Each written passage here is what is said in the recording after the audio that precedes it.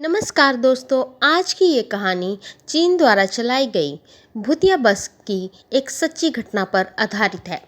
ये घटना कितनी सच है ये तो कोई दावा नहीं कर सकता, लेकिन चीन की इस घटना ने काफ़ी सुर्खियां बटोरी हैं।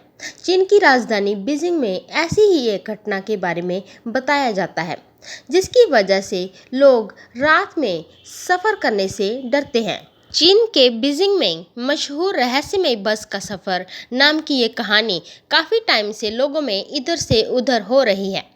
14 नवंबर की सर्द रात में एक वृद्ध और एक जवान लड़का दोनों बस नंबर 375 का इंतज़ार कर रहे थे। दोनों के बीच नॉर्मल बातचीत चल रही थी। ठंड की वजह से सड़क सुनसान और कोहरे से ढकी हुई थी कि ठीक 11 बजे उस रूट की आखिरी बस नज़र आती है।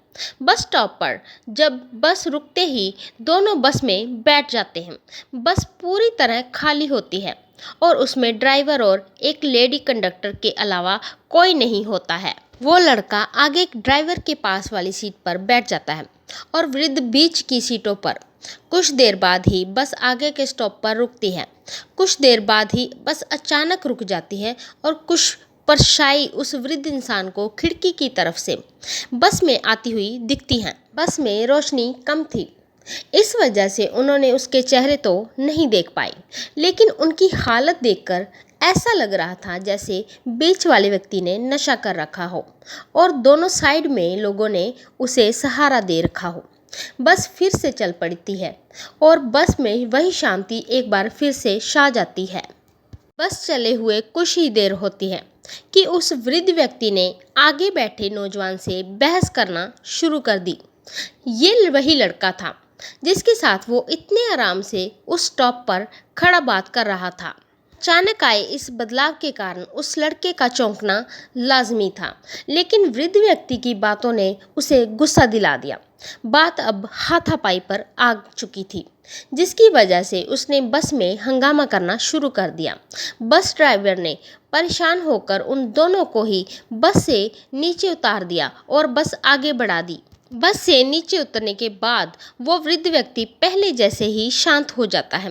तभी वो नौजवान उनसे पूछता है कि आपने बेवजह मुझसे इतना झगड़ा क्यों किया। वृद्ध व्यक्ति ने उसका हाथ पकड़ा और बोला, बेटा मैंने तुमसे झगड़ा नहीं किया, बल्कि मैंने तो तुम्हारी जान बचाई है। लड़का हैरान खड़ा कुछ समझ नहीं पाता है कि ऐसा वो क्यों बोल रहा है। तब उन वृद्ध व्यक्ति ने उसे पूरी कहानी सुनाई और कहा कि तुमने जिन 3 लोगों को कुछ देर पहले बस में चढ़ते हुए देखा था, उनके पैर ही नहीं थे, उनका शरीर हवा में तैर रहा था। ये सुनकर लड़का बुरी तरह कांपने लगता है। फिर उस वृद्ध ने उसे रहस्यमय बस का सफ़र और भूतों से सामना का किस्सा सुनाया। दोनों ही पास के पुलिस स्टेशन पहुंचते हैं और सारी कहानी सुनाते हैं। उनकी बातें सुनकर पुलिस चौकी वाले सभी लोग उन्हें पागल समझने लगते हैं। दोनों ही चुपचाप अपने अपने घर चले जाते हैं। अगले दिन की अखबार में जो उन्होंने छपा हुआ पढ़ा, उसने उनके और पुलिस दोनों के ही होश उड़ा दिए थे। जिस कंपनी की बस इस रूट पर चलती थी, उसकी ओर से ड्राइवर और बस कंडक्टर के गायब होने का दावा किया गया था। पुलिस ने आनन फानन में दोनों के पते को तलाश किया और दोनों ने मीडिया को अपनी पूरी कहानी शेयर कर दी, जिसके बाद पुलिस ने बस की तलाश का काम शुरू कर दिया था। अगले ही दिन जब बस का पता चला और अगले ही दिन ये बस के एक्सीडेंट की सूचना पुलिस को मिलती है। ये बस पानी में डूबी हुई मिलती है और ये बस वही होती है जिस रहस्यमय बस का सफ़र उन दोनों नौजवान और वृद्ध व्यक्ति ने किया था और पुलिस को बताया था। बस को पानी से बाहर निकाला जाता है तो खौफनाक दृश्य देखने को वहाँ पर सबको मिलता है।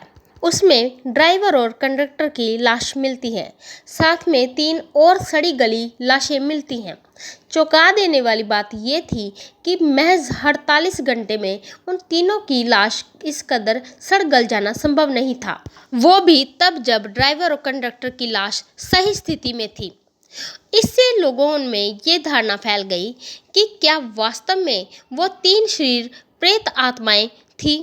लोगों में दहशत फैलाने के लिए उन 3 सड़ी गली लाशें मिलना काफ़ी नहीं था। जब पुलिस ने उस डीजल टैंक की जांच की तो पता चला कि उसमें डीजल ही नहीं था, कि उसकी जगह खून भरा पड़ा हुआ था। ये सब देखकर पुलिस विभाग भी खौफ में आ जाता है और उन्हें उन दोनों की रहस्यमय बस का सफ़र वाली कहानी सच में ये सच लगने लगती है। हैरान कर देने वाली बात ये भी थी कि बस अपने आखिरी स्टॉप से करीब 100 किलोमीटर दूर जिंगशान शहर के पास नदी में मिली थी, जबकि बस में इतना डीजल ही नहीं था कि वो इतनी दूरी तय कर लेती। इस खबर को पढ़ने के बाद कुछ लोगों का मानना है कि वास्तव में भूत प्रेत का अस्तित्व होता है और इस घटना के लिए भी वही जिम्मेदार है, लेकिन कुछ बातों का आपस में तालमेल सही ढंग से नहीं बैठ रहा है। जैसे कि आपने गौर किया होगा कि पुलिस का कहना था कि बस के टैंक में डीजल की जगह खून भरा पड़ा था, वहीं दूसरी ओर एक्सपर्ट का कहना था कि बस में तो इतना डीजल ही नहीं था कि बस इतनी दूरी तय कर पाती।